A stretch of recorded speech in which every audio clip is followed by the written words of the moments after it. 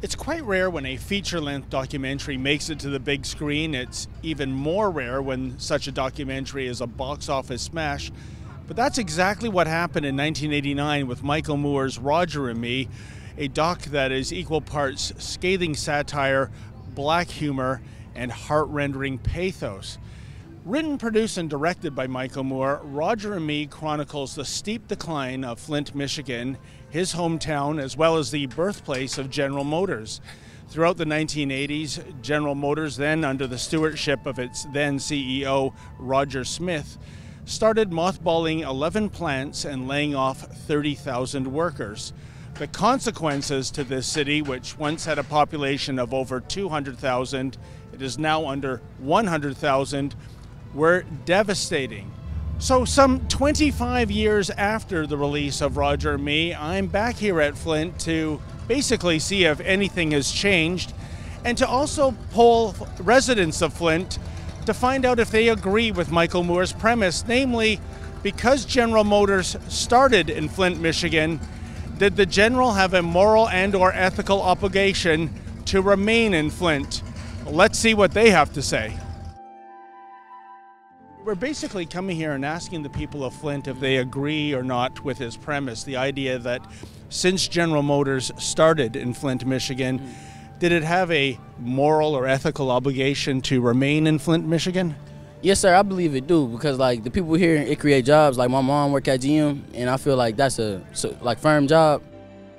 Do you think then that maybe the target that Michael Moore should have gone after in the decline of the auto sector here wasn't so much the CEO, Roger Smith, but the unions that had become too powerful and entitled? Well, look, unions are a sacred cow in Michigan and in Flint and in Detroit. So saying anything critical of unions would have gotten him nothing but scorn.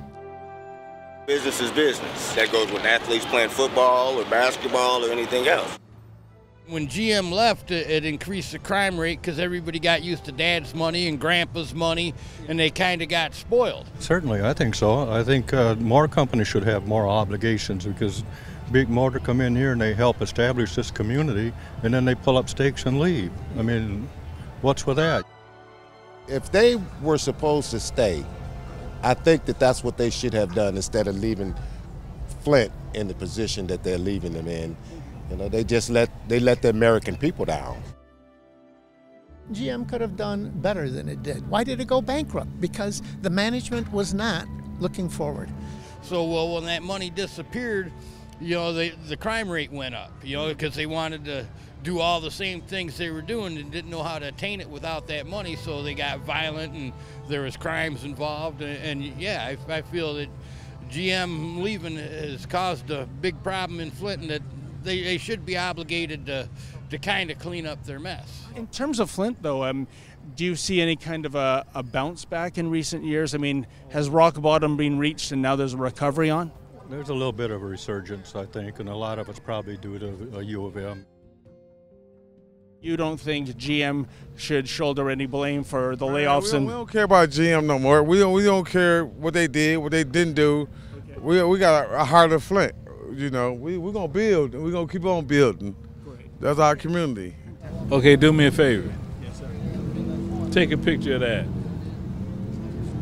What are we looking at? That raggedy building. Okay, then. That used to be Burger King. Really? Yeah. And what is it now? Nothing. Flint today in 2017, do you see signs of a recovery at all? I mean, has rock bottom been hit and you're on your way up, or do you think there's still many problems that this city faces? Well, of course there are problems, but at the same token, Flint will return. Well, there you have it, folks. Almost 3 decades after the release of Roger and Me, opinions by the people who live in Flint vary widely regarding Michael Moore's premise. And it's true, there is some revitalization happening in Flint. Some new businesses are opening downtown. There are some new university campuses opening in the Flint area, but typical of Flint is this restaurant and bowling alley, long abandoned, long since closed down. Nothing's taken its place. There are numerous examples of these kind of closed businesses in the Flint area. And still, the question arises when it comes to being true to your hometown. Well, what about Michael Moore? What about the proud Flint resident who no longer lives in Flint himself, who doesn't operate a film studio in Flint that occupies people of Flint? So maybe next time Michael Moore does a documentary, a little more walking the walk rather than talking the talk. For the Rebel.media, I'm David the Menzoid Menzies.